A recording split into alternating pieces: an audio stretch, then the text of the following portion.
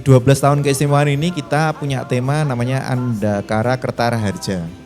Andakara Kertara Harja itu filosofisnya matahari yang memberikan sinarnya untuk kesejahteraan masyarakat. Dengan asumsi bahwa Danais ini memberikan dananya dalam rangka untuk peningkatan kesejahteraan masyarakat. Kolaborasi ini tetap terus berlangsung ya, berkelanjutan. Syukur-syukur jadi sebuah event tahunan di mana pelaku seni rupa dan juga pelaku UMKM senantiasa berkolaborasi bukan saja di dalam produk tetapi ide-ide. Produk yang kami tampilkan itu juga kebanyakan memang mengandung unsur budaya, seni, karakteristik. Terus yang jelas itu juga dilindungi juga oleh undang-undang keistimewaan. Karena memang produk-produk yang kita seperti yang Bapak pakai ini unsur pembuatannya, produknya itu memang ciri khas Jogja. Stay tuned on 106.1 Geronimo FM. Love Jogja and you. 106.1 Geronimo, the real sound of Jogja. Halo Kaca Muda, ketemu sekarang ini barengan sama Dani Arya ya. Di Sidilan, Sibakul Jajah Deso Milangkori. Nah berbeda ya sekarang ini barengan sama Dani. Sekarang ini ada juga di tempat yang luar biasa nih. Kita sekarang ini di Ex Hotel Mutiara Jalan Malioboro. Bersama dua orang yang bapak-bapak ganteng ini berbatik pula. Dan satu orang ibu-ibu yang luar biasa cantik juga. Kita akan kenalan dengan beliau-beliau yang pasti Dani ingatkan bahwa program ini adalah program dari Dinas Koperasi dan UKM DIY dengan tujuan memberikan pencerahan bagi masyarakat tentang kebijakan pembangunan daerah melalui dana keistimewaan DIY. Nah, dengan menggali kearifan lokal yang memiliki nilai universal dalam membangkitkan perekonomian daerah yang berpijak pada adaptasi kebiasaan baru. Salah satunya adalah melakukan kolaborasi lintas sektor terkait kebijakan pembangunan wilayah. Nah ini pasti yang tadi Dani bilangin ini udah siap untuk berbicara tentang seputar itu ya. Apa aja yang kita bahas kali ini, nanti sabar aja dulu. Karena sekarang ini kita ada salah satu tema yang sangat luar biasa yaitu aksi kolaboratif antara pemerintahan daerah, pelaku usaha dan pelaku seni dalam memperingati 12 tahun keistimewaan daerah istimewa Yogyakarta. Oke, kita langsung kenalan saja dengan Bapak yang di sebelah kiri kita. Nah, boleh Pak langsung aja memperkenalkan diri dengan siapa, dari mana. Ya. Kok luar biasa slang banget nih kelihatannya. Siapa Pak? Ya, terima kasih Mas. Perkenalkan nama saya Slamet Jumiarto. Selamat Pak, Biasa selamat. dipanggil Papa Slem. Nah Ya. kan bener kan, ada kisi-kisinya. Saya sebagai pelaku seni di sini khususnya seni rupa dan juga penyanyi. Penyanyi Ya, Pak. dan pencipta lagu. Baik siap, saya boleh nge-request bikin 2 lagu Pak? Boleh. Oke. Baik, terima kasih Pak Slamet. Atau Pak Slem aja tadi? Iya. Pak Slem ya? Iya, Slem. Oke, Pak Slem. Ya. Slem, ngeri. Sebelahnya dengan Bapak siapa? Saya Agus Mas Dani. Siapa Agus? Ya dari Paniratio Keistimewaan DIY. Oke, kepada Pak Agus dari Kepala Bidang Perencanaan dan Pengendalian Paninrandia. Ya. Keistimewaan DIY, betul ya Pak ya? Betul. Baik, selamat datang Pak Agus. Nggih Mas Dani.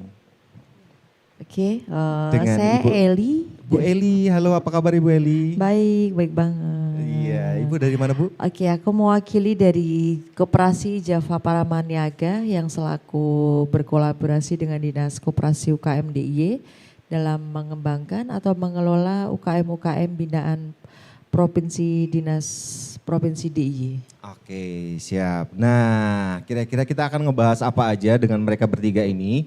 Yang pasti seperti tema tadi, ini adalah satu peringatan 12 tahun UU keistimewaan DIY ya Pak ya. Nah, ini langsung aja Dani akan berbicara atau menanyakan sesuatu kepada Pak Agus nih. Sebenarnya Pak, ngomongin soal UU keistimewaan DIY ini, sebenarnya latar belakang perlunya UU keistimewaan DIY bagi masyarakat DIY itu sendiri apa sih Pak? Oke Mas Dani, jadi Undang-Undang Keistimewaan DIY itu kan tercipta 2013. Ya, kan oke. itu. Nah itu awal pertama kali kita mendapatkan pembiayaan terkait dengan dana keistimewaan. Oke. Kalau kita merujuk pada tujuan keistimewaan kan ada 5 tujuan ya. Salah satunya adalah penciptaan pemerintahan yang baik atau demokratis, kemudian terkait dengan pengembangan kebudayaan, pelestarian terkait dengan lembaga pelestari budaya, yakni Kasultanan dan Kadipaten, kemudian terkait dengan kesejahteraan masyarakat. Jadi tentunya ini menjadi momentum bagi DIY untuk bisa meraih apa yang dahulu tidak spesifik gitu kan. Nah sekarang dispesifikkan menjadi pada 5 kewenangan. Satu, tata cara pelantikan gubernur dan wakil gubernur. Di kita tidak ada pemilihan. Jadi besok kita absen, tidak ada pemilu untuk pemilihan gubernur, sudah otomatis. Kemudian kelembagaan. Nah, Paniradio itu juga menjadi salah satu wujud kelembagaan asli yang dimiliki oleh Pemda DIY. Karena kalau dicari di seluruh Indonesia nggak akan ketemu nomenklatur Paniradio. Tapi kalau kita flashback sedikit, kelembagaan Paniradio itu dulu ada 7 Paniradio. Ya, apa saja tidak kita bahas di sini. Tapi salah satunya Paniradio yang sekarang. Nah, Paniradio ini dipimpin oleh namanya Paniradio Pati. Jadi Pati itu kepala. Jadi kalau nyebut kami Paniradio Keistimewaan. Kalau kepalanya Paniradio Pati Keistimewaan. Artinya itu. Kemudian terkait dengan urusan kebudayaan. Nah, urusan kebudayaan ini mulai dari mati sampai hidup atau dibalik dari mulai lahir sampai mati. Itu diurusi di urusan kebudayaan. Nah, jadi mulai dari kalau visinya Pak Gubernur itu kan mulai hidup, kehidupan, penghidupan. Hidup itu berarti bicara mengenai pada kondisi lahir kita, baik itu pendidikan, kesehatan, permakanan dan sebagainya. Kemudian kehidupan itu berarti bicara tentang aspek sosialnya, aspek kebudayaannya, interaksi di dalamnya, kemudian living di situ. Kemudian kita bicara penghidupan berarti kita bicara aspek ekonomi, faktor. Tetapi kalau kita bicara kesejahteraan itu juga ada 2 kan. Satu bicara kesejahteraan secara ekonomik, satu bicara kesejahteraan selaku sosial. Kan Mas Dhani kalau ditanya, Mas Dhani sejahtera enggak? Secara apa dulu nih gitu kan? Betul. Nah, dari sisi mananya nih? Nah, gitu. kalau bicara mengenai keuangan mungkin enggak masalah Mas Dhani. Tapi kalau dalam kehidupan cinta saya enggak tahu kan. Wah, gitu. Nah, ini. itu artinya jenengan hanya welfare tapi tidak well-being. Oh gitu. Nah, ini yang harapannya akan diraih kedua-duanya sehingga keselarasan antara di aspek kebudayaan ini cukup merata harusnya, tidak hanya aspek ekonomi tapi aspek sosial budaya juga. Nah, itu yang diraih. Kemudian aspek pertanahan. Kita juga punya kewenangan pertanahan khususnya untuk tanah SGPAG maupun tanah kas desa yang sekarang ini sedang dioptimalkan untuk kesejahteraan masyarakat. Jadi kalau ada tanah-tanah kas desa, ini ikut spill sedikit ya, walaupun bukan di urusan kebudayaan. Di pertanahan itu ada BKK namanya BKK Pengadministrasian Tanah Kas Desa, yang pada intinya memberikan fasilitasi kepada tanah-tanah di kelurahan yang belum teroptimalkan untuk dikerjasamakan dengan masyarakat miskin, diminta untuk dikelola. Share profitnya bisa dibagi dengan kelurahan, tetapi profit dominannya harus kembali ke masyarakat. Itu. Kemudian di urusan tata ruang kita bicara mengenai kawasan tata ruang tentu saja. Jadi bagaimana penciptaan terhadap aksesibilitas, penciptaan terkait dengan layanan publik yang kemudian harus ada, kemudian bagaimana cara mengisinya itu ada di situ, terbagi dalam 18 satuan ruang strategis. Nah, kembali ke desain. Kenapa kita harus memperingati Undang-Undang Keistimewaan DIY? Ini kok kayak monolog saya. Ini kayak 12 semester nanti ini. Jadi Undang-Undang Keistimewaan DIY tentunya ya celebration iya. Kemudian ini juga sebagai bentuk progres kita kepada masyarakat atau Mas Dhani dan seniman dan UMKM juga, UKM juga. Apa sih yang sudah dilakukan oleh kegiatan keistimewaan yang didanai melalui dana keistimewaan itu, yang sudah dicapai apa aja.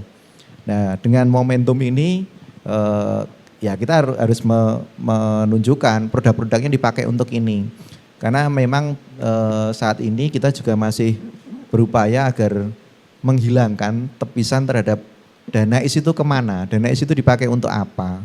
Sehingga beberapa hal kita lakukan untuk melakukan publikasi maupun sebagai event untuk menunjukkan ini loh dana is itu dipakai untuk ini. Nah, di 12 tahun keistimewaan ini Ini udah tak jawab atau lanjut ini? Lanjut aja Oh, Pak. lanjut, oke. Iya Pak, ini Oh, kayaknya saya lagi hikmat banget mendengarkan Bapak ini. Oke. Jadi 12 tahun keistimewaan ini kita mulai dari 12 Agustus sampai 12 September. Sahabat muda bisa, panggilannya apa sahabat muda?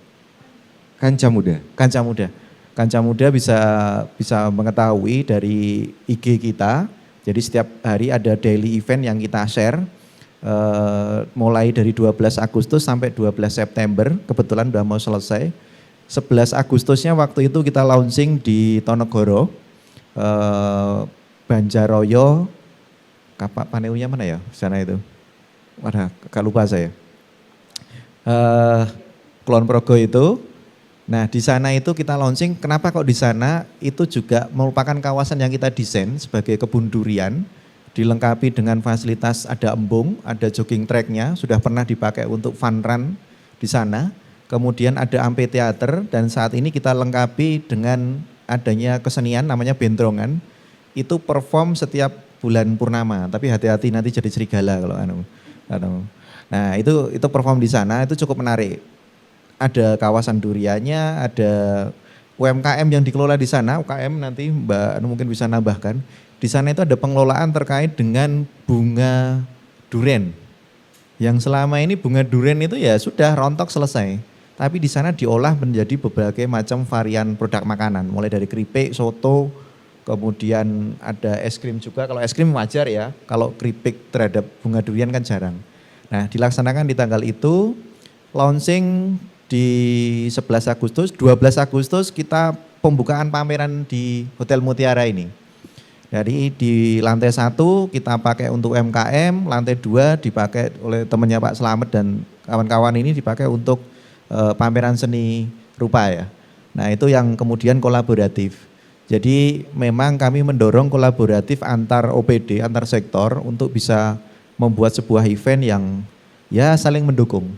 Karena di satu sisi seniman juga butuh tempat untuk men-show-up-kan hasil karyanya, di satu sisi UMKM juga butuh trigger untuk agar orang bisa mau datang ke sini.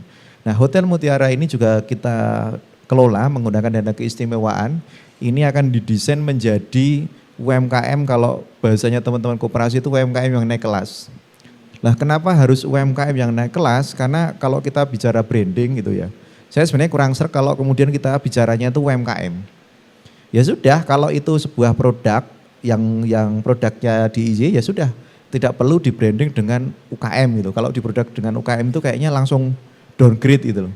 Padahal secara kualitas itu juga melebihi, kadang-kadang melebihi dari fabrikasi. Nah di 12 tahun keistimewaan ini kita punya tema namanya Andakara Kertara Harja. Andakara Kertara Harja itu filosofisnya matahari yang memberikan sinarnya untuk kesejahteraan masyarakat. Dengan asumsi bahwa Danais ini memberikan funnya, dananya dalam rangka untuk peningkatan kesejahteraan masyarakat. Dari 12 sampai 12 itu tadi ada 480 kegiatan yang kemarin titik puncaknya kita lakukan gebiar keistimewaan tanggal 30 dan 31 di lapangan Minggiran, Kota Yogyakarta. Kenapa kita lakukan di situ? Sebagai wujud untuk meneguhkan, karena kita juga sudah diapresiasi oleh UNESCO, kawasan Sumbu Filosofi menjadi warisan budaya dunia. Nah itu menjadi satu rangkaian yang tidak terpisahkan. Terus kan mungkin akan bertanya nih Kanca Muda, apakah hanya event-event aja nih yang dilakukan? Ya enggak gitu, ada berbagai macam seperti workshop, kemudian ada pelatihan. Di sini juga ada sel online juga kan gitu kan. Kemudian ada event iya gitu, pasti kita lakukan, tetapi juga ada beberapa yang tidak bisa kita eventkan. Contohnya apa? Pembangunan terhadap fisik, BKK maritim, BKK terhadap rintisan desa budaya dan sebagainya. Nah produk-produknya salah satunya kita tunjukkan show off-nya itu di Gebiar kemarin. Jadi situ ada pembelian terhadap kapal, ada pemadam kebakaran yang juga kita sediakan, ambulan gitu. Itu juga kita lakukan. Jadi itu ada jadi kita show off-kan di sana terkait dengan produk-produk yang kita pernah pergunakan juga. Kemudian mungkin apakah yang dibahas hanya untuk yang apa namanya non marginal people misalkan. Nah kita juga mengerjakan yang marginal people. Konteksnya apa? Konteksnya misalkan kita bicara tentang disabilitas. Nah di UMKM itu juga kita kerjain juga di sana. Ada salah satunya apa namanya terkait dengan Mucu Najib. Mucu Najib itu kacang koro-koro, Mbak. Nah, bahasa ilmiahnya itu mucuna. Nah, Mucu Najib itu di-create oleh Puskesmas Sentolo 1. Nah, itu seorang dokter yang kemudian melebarkan sayapnya karena waktu itu kita punya inovasi layanan publik. Jadi inovasi layanan publiknya apa gitu? Dia bikin posyandu disabilitas yang dikerjakan adalah terkait aspek kesehatan maupun aspek non kesehatan secara ekonomik. Nah dia bikin rumah produksi untuk Mucu Najib. Nah ini harapannya ini embrional ini akan ditangkap oleh teman-teman koperasi harapannya kami dan nanti juga bisa masuk ke Sibakul. Konteksnya begitu.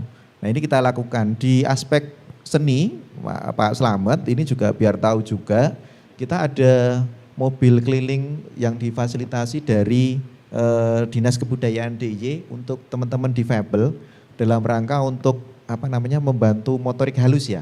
Nah, motorik halusnya itu juga kita kerjakan. Yang terbaru kami punya teman-teman disabilitas di SLB Pembina C itu punya showroom yang memfasilitasi produk-produk mereka untuk dijual di situ.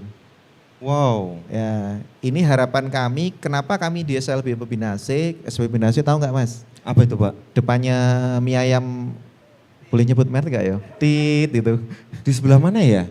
Depannya persis. Oh, yang depan yang itu persis mie ayam itu persis. Betul. Oke. Nah, itu kan ya dari sisi jalan dekat dengan ring road. Ya. Kemudian harapan kami Kanca Muda kalau punya kenalan travel atau apapun tolong kami dibantu, bukan di Pani Radionya tapi teman-teman di SLB Pembinase datang ke sana, cukup beli nggak beli tidak ada masalah, berhenti 5 sampai 10 menit saja. Untuk oleh-olehnya ya Pak. Betul. Ya. Jadi biasanya kita untuk rombongan tuh kan Pak. Betul. Iya. Itu yang kita create di sana, kita beri label Difabel Made. Wow, menarik. Jadi, Oke, Kanca Muda itu sangat satu jadi apa ya namanya terobosan tersendiri karena biasanya kan kalau kayak gitu-gitu memang oleh-oleh khas daerah doang. Betul. Nah ini salah satu terobosan di mana ada satu produk yang dibikin oleh Difabel Jogja sendiri. Oke, ini menarik Kanca Muda, silahkan aja dicoba dan lihat gimana produknya yang ada di sana. Di SLB Pembinase. Pembinase.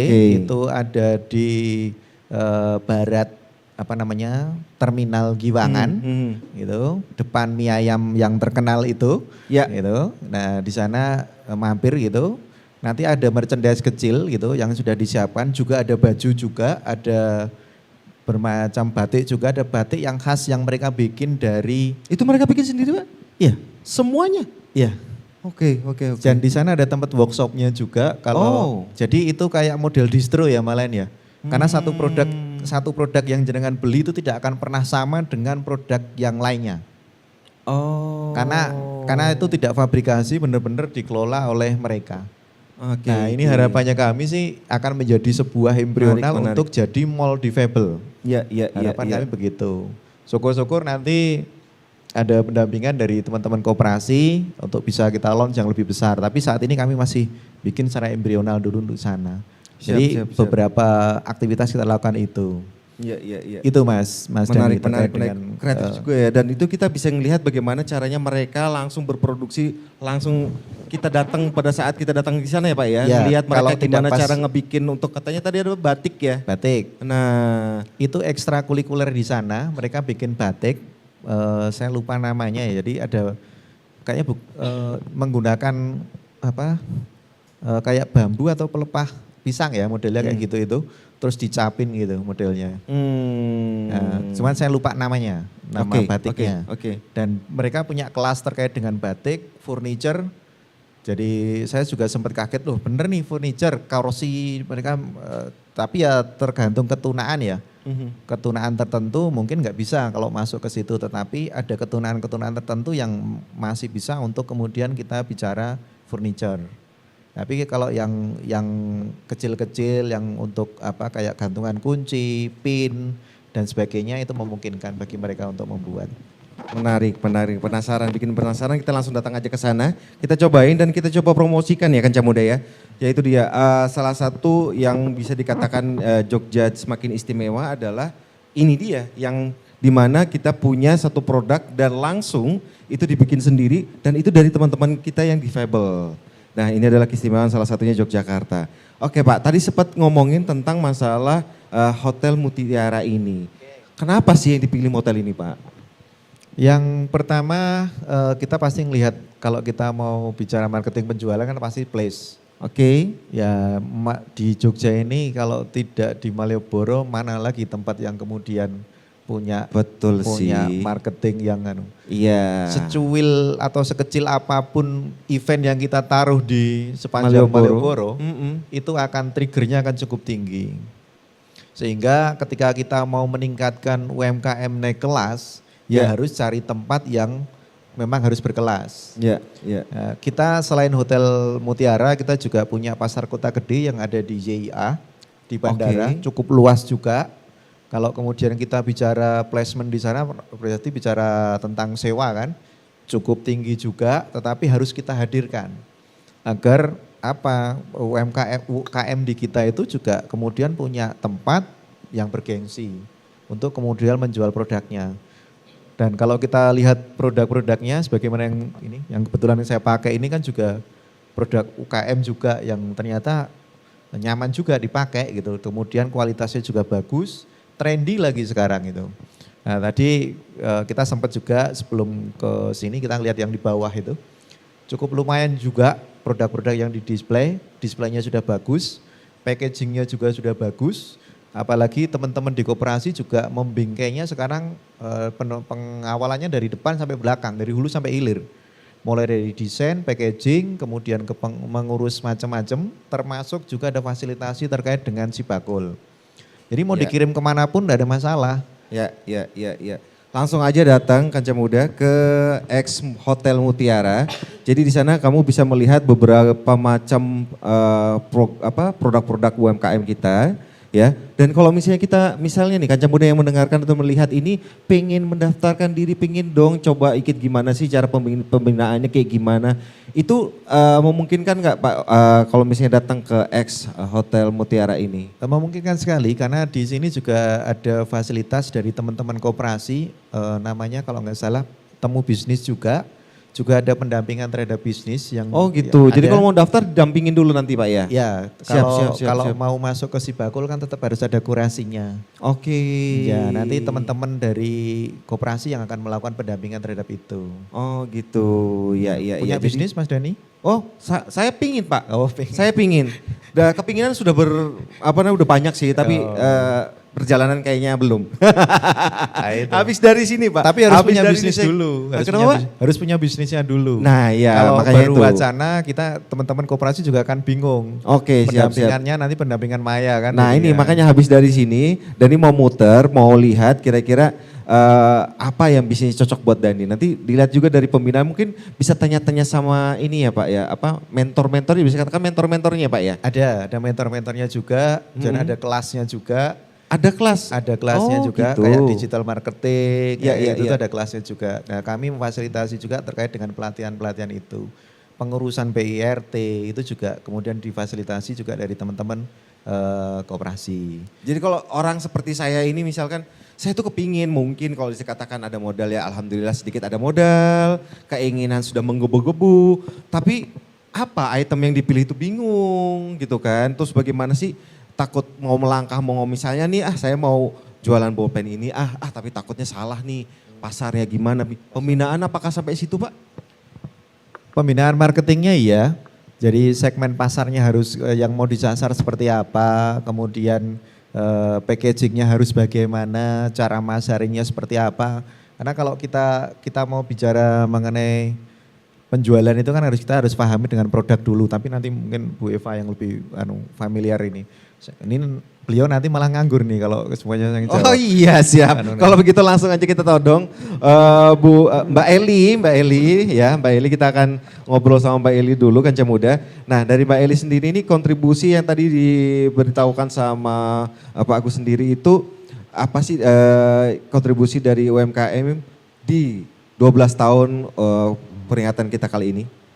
Kayaknya udah banyak banget dijelasin ya Pak Agus. Nah tadi ya. nggak apa-apa Bu, mungkin dari versi biar sahnya detailnya Bu. Saya jadi bingung ini mau nambahin apa ini. Saya juga bingung ini di sini. Sebenarnya kontribusinya sendiri itu untuk memperkenalkan produk-produk lokal ya. Melalui pameran ini tuh sangat bermanfaat banget bagi kami pelaku UMKM. Dan saya sendiri selaku bagian dari koperasi lingkup dalam sebuah wadah lingkup UMKM itu sendiri. Seperti apa sih kami harus mengembangkan diri gitu loh. Dan tentu saja produk-produk yang kami tampilkan itu juga kebanyakan memang mengandung unsur budaya, seni, karakteristik. Terus yang jelas itu juga dilindungi juga oleh undang-undang keistimewaan. Karena memang produk-produk yang kita seperti yang Bapak pakai ini unsur pembuatannya, produknya itu memang ciri khas Jogja.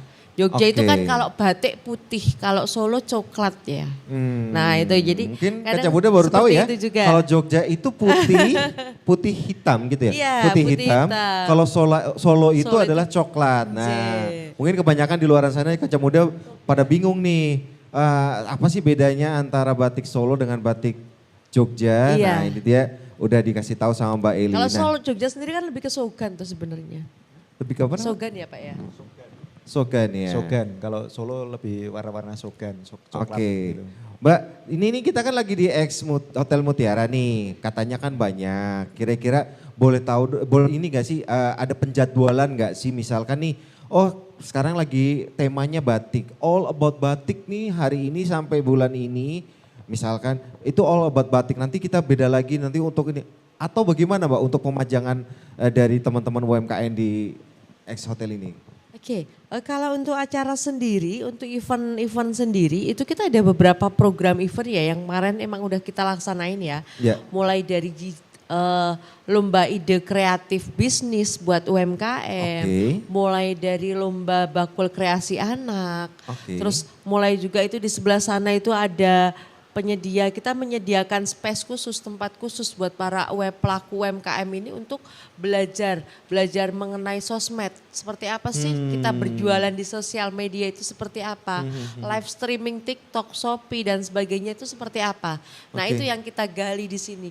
Jadi untuk menambah, mohon maaf karena sebagian besar para pelaku UMKM Jogja ini itu sudah berusia memang lebih di atas dari 50 tahun ya, rata-rata.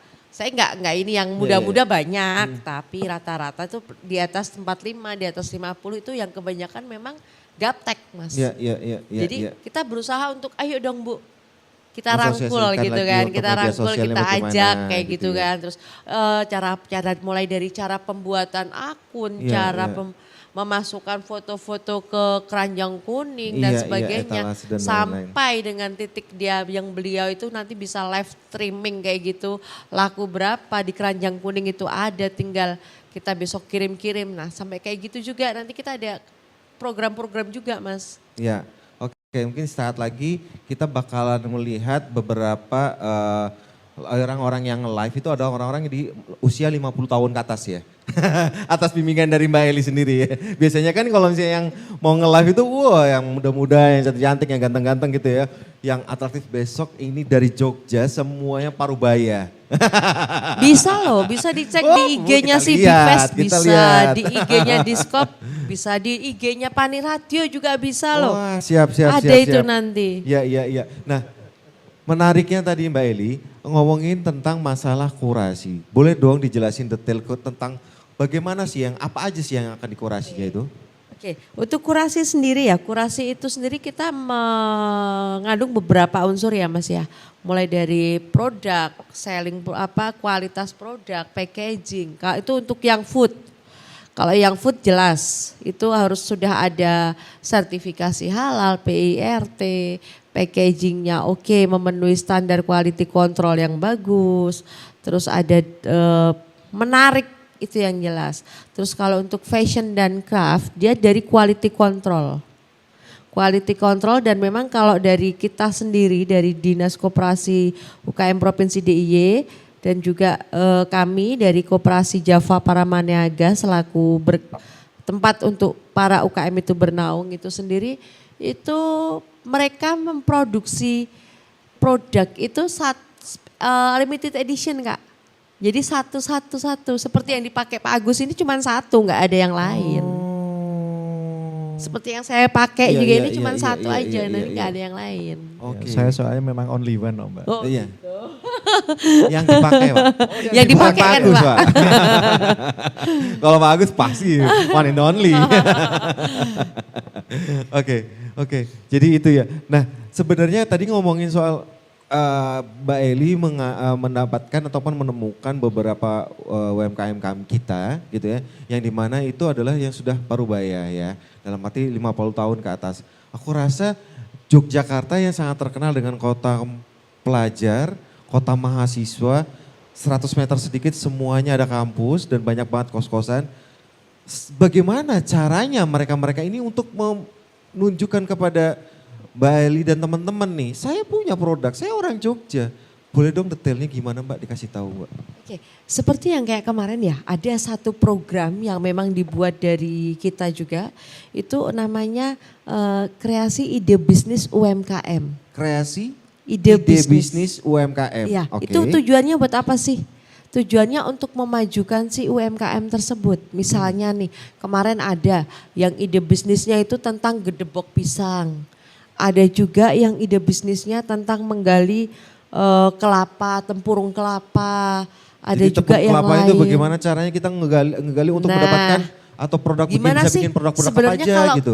kalau kita lihat di pasar-pasar misalnya ya, tempurung kelapa itu ya udah buang gitu aja kan. Kalau enggak dipakai buat alat bakar-bakar apa Iya. gitu kan. Nah itu kan nganggur ya. Bagaimana Nah, kita mengolah Gimana itu? kita caranya daur kita ulang bisa lagi, mendaur ulang si bahan yang selama ini tuh jadi sampah. sampah Betul. menjadi Sesuatu. yang sesuai dan layak jual, layak pakai. Dan Bahkan dapat- dia bisa go nasional nantinya atau mungkin nantinya kalau Tuhan mengizinkan bisa go internasional seperti apa kan ada Oke. proses-prosesnya. Jadi di situ nanti tuh biasanya kalau si pelaku UMKM atau mereka yang mau belajar itu mereka akan kita dampingin Kak. Jadi di Diskop nanti di dinas nanti itu ada pendampingan. Misalnya kalau kayak dulu nih pernah nih ada yang datang nih Kak ke jendela si Bakul Plaza. Dia bawa basreng. Kak aku mau titip basreng nih Kak. Aduh bagus sih packagingnya. Aduh tapi maaf nggak bisa terima. Loh kenapa? Loh soalnya ini nggak ada logo halalnya. Oke. Jadi monggo datang aja ke Diskop. Ya, Koperasi ya, ya, UKM ya, ya. Provinsi DIY nanti dibantu untuk sertifikasi halalnya. Gratis semua memang. Mulai dari pendampingan, Ya, terus ya, nanti pokoknya pendampingan, pembuatan sertifikat, logo halal, sampai jadi sebuah produk yang sudah berlogo, itu nanti didampingi gratis memang Kak dari kita. Oke itu kan Muda ya. Jadi pendampingan itu betul-betul mulai dari A sampai Z sehingga kamu benar-benar memiliki produk yang layak untuk dikonsumsi publik dan kamu mendapatkan cuan. Iya. Gitu ya. Jadi nggak langsung cuman kamu datang terus daftar terus akhirnya bingung sendiri enggak? Enggak, Benar-benar nanti kita tata benar-benar ada pendampingan. Paling enggak kenalan dulu dan lihat-lihat dulu gimana sih apa sih yang dikatakan sama Pak Agus sama Mbak Eli itu benar apa enggak ke ex Hotel Mutiara di Jalan Malioboro ini ya Kanca Muda ya. Sekalian jalan-jalan di Jalan Malioboro mampir ke sini untuk melihat gimana UMKM Jogja. Keistimewaan kita itu seperti apa? Apakah kamu salah satu keistimewaannya? Langsung aja daftar untuk bisa didampingi gitu ya. Nah ngomongin soal, kita sedikit bergeser di samping saya, ini udah gak sabar lagi untuk ngobrol sama kita di sini. Karena kalau ngomongin soal Jogja, selain kota pelajar dan mahasiswa, pasti banyak sekali orang-orang seni. Nah salah satunya di samping saya ini ya, ada Mas Slam. Iya. Slam, wah enak Papa banget Slam. ngomongnya. Slam aja ya, asik ya. Oke. Apa aja sih kontribusi dari pelaku seni? Tadi udah ngomongin tentang masalah dari Pemda, UMKM pihak pemerintahan daerah sendiri sudah melakukan seperti apa. Nah kalau pelaku seni sendiri bagaimana nih untuk memperingati 12 tahun keistimewaan DIY ini? Baik, Terima kasih Mas Dedi. Ya, iya. Assalamualaikum, salam damai sejahtera untuk kita semua, salam budaya dan rayu. Sebelumnya sebelum menjawab saya ingin mengucapkan terima kasih dulu ya Mas, boleh ya. Saya mewakili rekan-rekan seni rupa dan juga panitia mengucapkan banyak terima kasih kepada khususnya Pemda DIY. Di sini yang dimaksud adalah Dinas Koperasi, UKM DIY dan juga panitia radio, keistimewaan dan juga Sibakul serta rekan-rekan seluruh sponsorship yang mendukung acara pameran UMKM Istimewa dan Seni Merdeka ini gitu sehingga bisa terlaksana dengan baik. Siap. Baik, untuk menjawab pertanyaan panjenengan di mana seni rupa pelaku seni rupa ini sudah mendukung keistimewaan Yogyakarta dimulai pada tahun 2020 Mas. Waktu itu kita mengadakan pameran seni rupa di perpustakaan, gedung perpustakaan atau arsip DIY, sebelah timurnya JEC waktu itu, sekitar bulan Agustus sampai dengan September. Itu pertama kali kita mengadakan pameran di peringatan sewindu Undang-Undang Keistimewaan Yogyakarta. Terus kemudian ada pandemi COVID-19 itu dua tahun kita break, jadi tidak melangsungkan pameran. Kemudian diteruskan pameran yang kedua yaitu di Museum Sono Budoyo. Ya, terus kemudian ini yang ketiga kalinya yaitu di Ex Hotel Mutiara. Jadi itu kontribusi kami di dalam melaksanakan pameran atau dukungan terhadap peringatan Undang-Undang Keistimewaan Yogyakarta. Itu Mas Dani. Siap. Nah, ngomongin soal dari produk seni itu sendiri kan. Kalau misalnya kita di Jogja sebenarnya kok bisa dikasih tahu nggak sih bagi orang awam ataupun bagi kaca muda yang mungkin tahu dan punya keahlian untuk menggores-gores sesuatu hal yang menjadi akhirnya gambar yang bagus. Sebenarnya kalau misalnya kita datang ke sini ke Ex Hotel Mutiara ini, apakah dapat pembimbingan seperti itu juga bagi kami kaca muda yang hanya sekadar hobi mungkin ya, dengan menggores-gores terus akhirnya menghasilkan sesuatu yang enak dilihat, tapi udah layak belum sih dikatakan sebuah karya? Kira-kira dapat gak nih pembimbingan seperti itu di sini? Sebenarnya itu yang kami harapkan sebagai pelaku Oh justru seni. malah diharapkan ya? Diharapkan pengunjung, baik pengunjung atau penikmat seni ya, terutama mungkin anak-anak muda itu kami berharap berkunjung dan mau gitu ya, belajar dengan kami. Sebenarnya ada yang jaga, mungkin 2-3 orang termasuk saya kadang-kadang, misalkan mereka ingin, intinya semuanya niat ya Mas ya, kalau tidak ada niat tentu kan tidak akan bisa melakukan menggambar atau melukis begitu ya. Cuman kalau itu ditekuni dan menjadi sebuah hobi, terutama hobi pasti akan menghasilkan karya yang layak jual tentunya. Pameran seni itu seni rupa khususnya, tetapi dia minder begitu ya Mas ya, minder atau takut begitu, tidak percaya diri, ada juga yang seperti itu. Dan jadi kalau saran saya bagi kaula muda, sahabat Jeronimo ya Mas ya, itu alangkah lebih baiknya mulai dari saat ini berusahalah untuk berkreasi, berkarya dalam bentuk apapun, baik itu seni rupa, seni musik ataupun apapun saja, yang pasti jangan sampai terjebak dalam sistem teknologi yang saat ini modern, mungkin game begitu ya, ataupun judi online dan lain-lain. Jangan sampai itu semuanya tidak ada gunanya menurut saya. Ya, kita kan juga mengerjakannya itu segmented juga ya. Jadi kalau yang sudah pro itu mainnya kan ada di pameran. Kalau yang masih school sebenarnya kan kita juga punya Art for Children yang dilaksanakan di TBY.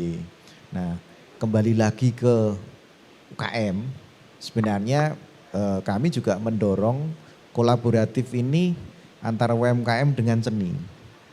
Karena mungkin di podcast yang sebelumnya pernah kami sampaikan juga bagaimana kemudian penggunaan bahasa atau aksara itu dimainkan di produk UKM dan itu demandnya tinggi. Nah, artinya ini menjadi sebuah peluang dan tantangan sebenarnya. Atau yang kita di depan kita sekarang ini kan bisa hadir begini dengan sentuhan seni. Kalau teman-teman ekonomik mungkin bentuknya tidak akan lekukannya tidak akan semanis sekarang ini. Tapi kan ini butuh jiwa seni nih. Nah, harusnya kolaboratif ini yang kemudian juga harus didorong. Apalagi tren kita itu kan kembali ke desa kan, sebagaimana tema podcastnya bahwa justru yang dulu itu kita anggap fashion atau tren itu kan sebenarnya siklus. Yang dulu dianggap kolot, sekarang menjadi dianggap tren. Nah, yang dulu dianggap tradisional, sekarang malah menjadi dianggap casual. Misalkan begitu. Ini kan sebuah tren yang dibalik aja. Nah, ketika tren itu mampu ditangkap oleh teman-teman dari UKM, menurut saya sebuah peluang. Makanya desain kemudian ini ya harus menggandeng teman-teman dari seniman untuk kemudian join di produknya UMKM. Oke, jadi satu pertanyaan mungkin buat Pak Agus, kalau misalnya nih tadi kan Pak Agus bilang adalah kolaborasi dan lain-lain untuk melakukan suatu hal yang mungkin bisa dikatakan menjadi Jogja lebih tambah istimewa. Tapi di luaran sana kancah muda mungkin banyak juga yang masih bingung nih, bagaimana caranya agar supaya movement mereka, ide mereka, kolaborasi mereka yang mungkin dari tim ataupun pihak dari teman-teman Agus dan teman-teman itu belum mengetahui. Nah, bagaimana caranya mereka-mereka ini untuk bisa paling tidak menunjukkan ataupun berkenalan terkait dengan apa yang mereka punya, Pak? Ini pelaku seninya atau UMKM-nya? Dua-duanya, Pak. Dua-duanya. Jadi ya karena kanal yang kita buka ada di teman-teman koperasi, tentunya lewat koperasi. Karena Gitu. setahu saya ketika teman-teman itu melakukan pelatihan, itu juga ngasih slot untuk kemudian ada konten seni yang kemudian dimasukkan. Kalau dulu konten aksara yang kemudian dimasukkan setahu saya. Jadi kolaboratif dulu teman-teman ada pelatihan terhadap packaging. Kemudian di situ pemanfaatan terkait dengan tulisan aksara. Nah, ketika kemudian teman-teman koperasi ini dalam tanda kutip nek konsinau aksarane malah enggak situ bikin produknya kan nanti. Nah, di situ muncullah teman-teman Dinas Kebudayaan bersama dengan komunitas aksaranya. Yang mau dipakai kalau takut tulisan serahkan ke teman-teman. Desain baru ke teman-teman koperasi. Atau teman-teman di aksara juga waktu itu sempat untuk kemudian mendampingi itu kalau ada yang mau, tapi waktu itu belum terrespon dengan baik sebenarnya waktu itu. Tetapi teman-teman komunitas pun itu sudah berani untuk membuat produk kaos, kopi, kemudian baju, kemudian jarik yang bisa dibikin baju dan sebagainya, tapi bentuknya masih jarik, sarung itu sudah menggunakan aksara waktu itu, termasuk anting, manik-manik, bros dan sebagainya. Artinya peluang itu pun juga punya demand. Nah, kita itu kan 11-12 dengan Bali sebenarnya.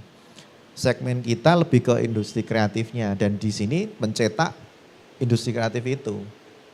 Nah, kadang-kadang ide yang di kita ini kadang-kadang dianggap remeh, tapi ternyata di luar sana laku untuk dijual. Gitu. Dan kemarin juga sempat ngobrol dengan teman dari Jawa Tengah gitu, daerah Pantura itu mengatakan begini, yang menjadi trendsetter itu dua kalau di Jawa, Bandung sama Jogja. Apapun yang dijual di Jogja itu laku, pasti dijual di luar Jogja pasti laku. Walaupun di kita sudah surut, tapi begitu produk itu dilempar, ini Jogja udah pakai loh, itu mereka cepat. Jadi kita menjadi trendsetter. Jadi luar biasa Jogja ya. Jadi ide yang kita miliki itu kekuatan pada ide, kebaruan dan sebagainya. Dan itu kalau kemudian kita bicara bisnis UMKM, wah sadis mas. Oke. Tanya Mbak Eli itu. Kita stuck dengan ide selama 2 tahun, kolaps. Betul Mbak Eli? Kolaps. Kolaps kita. Jadi makanya kenapa perubahan yang di kita itu selalu dinamis. Beda dengan daerah-daerah yang di luar Jogja, mereka 2-3 tahun itu masih settle. Selama tidak ada pengenalan produk baru. Tapi begitu di Jogja habis Mas. Coba Pak teman-teman kaula muda bisa dicek. Bagaimana bisnis resto di kita, wah setahun itu ngantri itu kita mau beli sesuatu yang dia jual produknya. Tahun pertama, tahun kedua biasanya langsung surut. Kalau tidak surut tahun kedua masih oke. Tahun ketiga, keempat langsung cut, selesai. Nah yang masih ada itu yang legend-legend. Selain yang legend, persaingannya keras. Itulah Jogja. Nah kita kaya dengan ide tapi juga riskan dengan tadi movingnya harus cepat. Dan itu kenapa bisa seperti itu? Kita Blok-blok banyak itu. orang yang nyentrik kok Mas. Kayak Pak Slamet, Mbak Eli bikin produk bajunya yang kayak ini kan kayak produk apa ini lengannya besar-besar kayak gini itu tuh. Kimono Pak itu Pak. Ah, kayak kimono kan. Kimono Pak, ceritanya kimono. Kimono versi Jogja. Nah, itu loh, saya Pak. taunya kodomo ya. Kimono ya. Beda dong. Nah itu kan model yang beginian dulu kan Ya. orang nggak mau pakai sekarang. Sekarang Mbak Eli pakai. Ya. MC pada pakai. Terus public figure juga sekarang pakai gitu. Kemarin sempat juga pameran apa itu? Di TBY, Nandur Serawung. Itu yang datang itu modis semua. Hanya saya yang datang dengan pakaian seragam Pak Slamet. Bu Eli. Nah itu yang lainnya tuh modis. Mulai dari cowok yang kemudian pakai bawahnya sepatu, kemudian model sarung gitu kan, rapi gitu. Didampingin ceweknya yang modis juga dan bukan fashion modern. Jadi justru casual. Nah, saya nggak naik brandnya saya nggak lihat ya, masa yo cekel brandmu apa gitu kan nggak enak. Tapi dari situ tuh fashionable. Itu pas waktu event Nandur Serawung. Pas waktu event Serenade Bunga Bangsa, kebetulan kita menjadi tuan rumah Fordasi, itu yang nonton juga semuanya fashionable. Gayanya etnik semua. Jadi sekarang Jogja itu baru etniknya begitu, trennya baru begitu. Nah kalau nanti jenengan keluar dari Jogja, kan belum ketemu itu. Nah pasti sebentar lagi keluar. Nah kalau udah keluar, Jogja harus mikir nih, the nextnya apa? Bisa dikatakan kita ini adalah hits maker. Betul ya. Hitchmaker, betul. Tetapi kita juga harus melihat peluang. Kenapa harus begitu? Karena tapi untuk ngomongin soal hits maker mungkin kita sudah diakuin ya. Sudah. Tapi bagaimana caranya memaintain itu ya? Betul. Mungkin nanti di pembinaan dari timnya Mbak Eli nanti akan dilakukan ya. Yang pasti kan Cemuda banyak sekali informasi yang akan diberitahukan kepada ketiga pihak ini dan ini adalah 3 orang jagoan-jagoan yang ada di samping dan ini mungkin bisa sampai subuh kita akan ngomongin tentang masalah hal ini ya. Nah, jika kamu kalau misalnya pengen tahu tentang apa yang ingin kamu dapatkan ataupun yang kamu sedang alami kesulitannya seperti apa, langsung aja datang ke X Hotel Mutiara di Malioboro sambil jalan-jalan menikmati Malioboro. Kamu juga mendapatkan satu produk-produk unik dari Jogja ya dan juga kamu dapat knowledge yang luar biasa dari beliau-beliau ini. Terakhir Bapak Ibu semuanya, saya ingin ngasih satu pertanyaan kira-kira dari masing-masing fokus dari bidangnya itu harapannya bagi Jogja itu sendiri apa sih untuk 12 tahun keistimewaan daerah istimewa Yogyakarta ini. Kira-kira dari Pak Agus dulu deh, harapannya ini gimana nih Pak? Nah ini berat ini. Gak apa-apa Pak, siapa tahu ini adalah doa dan semua yang menonton ini mengamini Pak dan akhirnya Amin. besok terwujud Pak. Oke. Ya yang pertama pasti harapannya dana keistimewaan masih terus berlanjut. Walaupun kita secara peraturan perundang-undangan memang tidak ada kurun waktunya. Itu selama kalau produk itu garansinya lifetime gitu loh Mbak Eli. Nah harapannya dengan DAIS ini ya khususnya untuk UKM ya mewujudkan UKM yang benar-benar naik kelas. Naik kelas itu kalau saya sih tidak berharap terlalu untuk yang masih berharap untuk kemudian membutuhkan tenaga kerja yang banyak. Jadi bukan kemudian minimal tenaga kerja gitu tetap karena di sektor UKM ini sektor yang paling lentur terhadap resesi ekonomi. Nah, sehingga kalau kemudian ini terus berlanjut itu akan menjadi kesejahteraan bagi masyarakat. Yang kedua jangan pernah kemudian lelah untuk selalu berinovasi. Karena kekuatan kita jual ide. Karena kalau tidak jual ide kita nggak bisa hidup. Karena kreatif hub-nya itu dibikin dari ide. Kalau kita sudah buntu idenya, ya selesai. Kemudian kolaboratif harus dilakukan. Tidak zamanannya lagi sekarang bermain pada satu sektor. Oh, ekonomi ya dipikir orang ekonomi, seniman mikir di seniman, tidak. Justru kolaboratif di antara keduanya ini yang kemudian harus diwujudkan. Dan tujuannya untuk siapa ya? Untuk masyarakat maupun bagi pelaku ekonomi maupun pelaku seni juga. Nah, itu yang harapan kami sih. Kalau event yang kemudian kita lakukan sekali lagi bukan dalam rangka untuk hanya sekedar event, tetapi menjadi sebuah report, progress report pelaksanaan kegiatan keistimewaan melalui dana keistimewaan itu kepada masyarakat. Penggunaannya untuk ini loh gitu. Kalau ada yang kurang ya mari kita kita sempurnakan lagi. Ada yang terlalu berlebih ya berarti dikurangin, ada yang kekurangan ya berarti harus kita tambahin. Intinya gitu Mas Dani. Kalau Siap. Oke Kaca Muda, satu peluang yang dimana kamu harus betul-betul perhatikan apa yang Pak Agus katakan tadi ya. Kalau misalnya sekarang ini menjadi seorang mahasiswa itu biasanya adalah kebanggaan tersendiri karena kita menjadi manusia yang diistimewakan karena itu adalah kita mahasiswa begitu ya. Yang perkaranya yang paling membuat pusing adalah saat kita lulus. Konon katanya mahasiswa itu akan berubah menjadi manusia yang tidak berguna saat kita lulus, yaitu adalah pengangguran. Katanya seperti itu. Konon katanya kan seperti itu kan. Kalau lagi wisudaan, oh selamat datang di dunia pengangguran. Kayaknya kok sama persis sama kayak saya dulu tuh Mas. Oh gitu. Mengalami juga Pak ya? Mengalami juga. Tapi saya dulu sempat juga pas waktu kuliah itu saya pernah jualan mengkudu dulu Mas. Jualan mengkudu. Iya, jadi mengkudu itu ternyata bisa dijual walaupun murah sekali. Ya. Tetapi ya kita harus koleksi, Ya. bau gitu kan. Tetapi ketika kemudian kita bisa sukses dari itu juga lumayan bisa membantu. Tapi benar yang setelah itu saya tidak menekunin. Setelah itu selesai, begitu kita lulus kuliah, bingung mau ngapain nih. Nah, Karena saya itu nggak dia. punya ini. Kita harus mendobrak penilaian tersebut ya Kanca Muda ya. Nah, kalau begitu gimana caranya untuk mendobrak itu? Salah satu caranya adalah datang ke sini untuk kita bisa berkolaborasi. Paling tidak mewujudkan kolaborasi dan juga memperbanyak relasi. Seperti itu ya Pak ya. Seperti itu. Awalnya kecil-kecil dulu, nggak usah terlalu jauh Betul. ke depan bagaimana nanti mau bisnis apa dan lain-lain, nggak usah lah. Yang penting datang dulu aja. Dan hati-hati dapetin loh. relasi dan juga kolaborasi. Gimana Pak? Musuhnya sekarang itu generasi X loh. Ya. Anak saya itu sudah tidak ada malu lagi dia jualan di sekolah loh. Nah. Jadi dia misalkan saya kemana gitu kan, dia selalu requestnya itu sebuah produk yang bisa dia jual per pieces. Jadi dari oleh-oleh saya itu dia jual per pieces, dapat keuntungan laku. Ya.